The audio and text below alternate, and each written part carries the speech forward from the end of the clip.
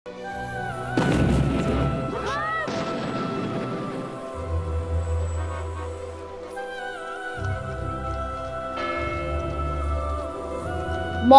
আকাশে ধোঁয়া, শীতল বাতাসে গলে যাচ্ছে তুষার, কিন্তু শহরের নিঃশ্বাস ভারী, যেন কিছু একটা ঘুরতে যাচ্ছে।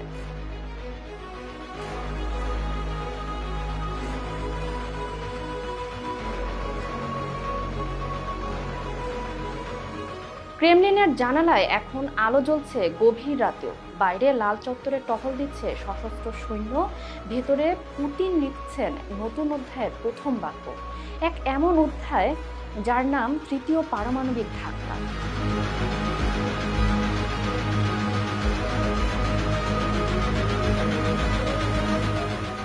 বিশ্ব যখন মনে করেছিল রাশিয়া ক্লান্ত, তখনই ক্রেমলিনের ঘড়ি আবার বেজে উঠল। বেলারুশের দিকে যাত্রা করছে এক নতুন অস্ত্র, ওরেশনিক। আর ঠিক সেই মুহূর্তে রাশিয়ার উত্তরে আগুন ধরে যায় এক রহস্যময় ঘাঁটিতে, যেখানে জন্ম নিয়েছিল আরেক ভয়ঙ্কর নাম, বুরেভেস্টনিক ক্ষেপণাস্ত্র। রাশিয়ার ভাষায় যা ঝড়ের পাখি, যা পশ্চিমা গোয়েন্দারা ডাকে দ্য ফ্লাইং চেরনোবিল।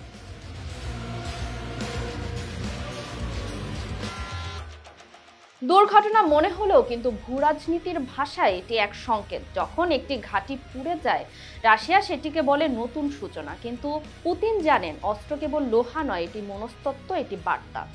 আর তার এই বার্তা ইউরোপের দেয়ালে প্রতিধ্বনিত হচ্ছে, তোমরা যদি আলো জ্বালাও, আমরা ছায়া হয়ে আসব। সেখানে ন্যাটোর ঘাঁটি আর বেলারুশের সীমান্তের মাঝে এখন তৈরি হচ্ছে এক নতুন মঞ্চ, যেখানে যুদ্ধ এখনো শুরু হয়নি, কিন্তু ভয় ইতিমধ্যেই জেগে উঠেছে।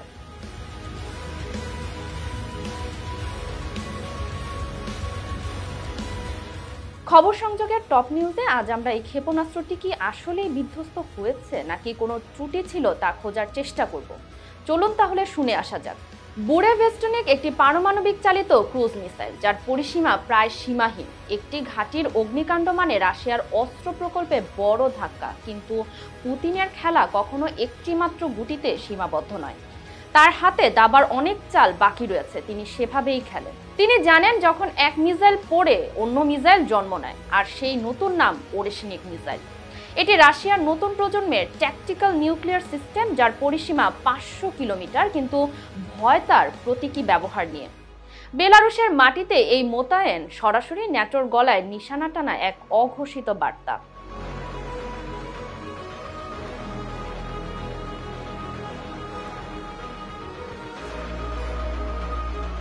ইউরোপের মানচিত্রে যদি চোখ বুলাই, বেলারুশের সীমান্ত ঘেঁষে পোল্যান্ড, লিথুয়ানিয়া, আর সেখানেই ন্যাটোর সবচেয়ে সংবেদনশীল মোতায়েন।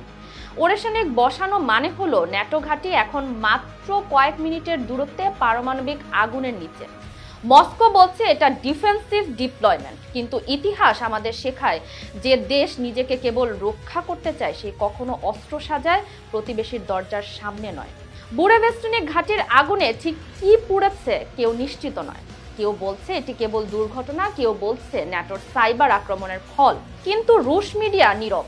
রাশিয়া জানে আতঙ্ক ছড়ানো এখন তার অস্ত্রের অংশ। তাহলে এই তৃতীয় পারমাণবিক ধাক্কা আসলে কি?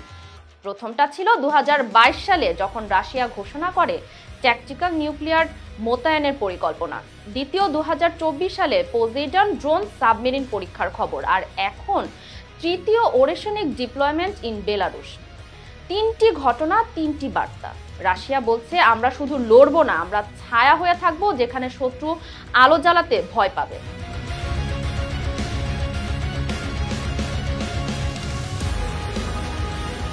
বুরেভেস্টনিকের ইঞ্জিন ছিল এক পারমাণবিক রিঅ্যাক্টর, তাতেই ছিল ভয়। এই রিঅ্যাক্টর যখন উড়ে, তখন আকাশে ছড়িয়ে পড়ে তেজস্ক্রিয় বিকিরণ। অর্থাৎ প্রতিটি পরীক্ষায় ছিল চলমান এক পারমাণবিক বিপর্যয়।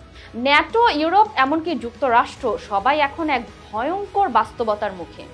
এক ভুল সিদ্ধান্তই যথেষ্ট একটি মহাদেশকে ছাই বানাতে।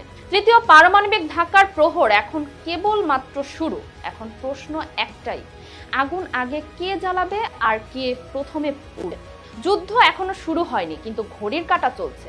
এখন প্রশ্ন শুধু কে প্রথম বোতাম চাপবে। কাজল হায়দারের রিপোর্টে ফারিহা আহমেদ, খবর সংযোগ।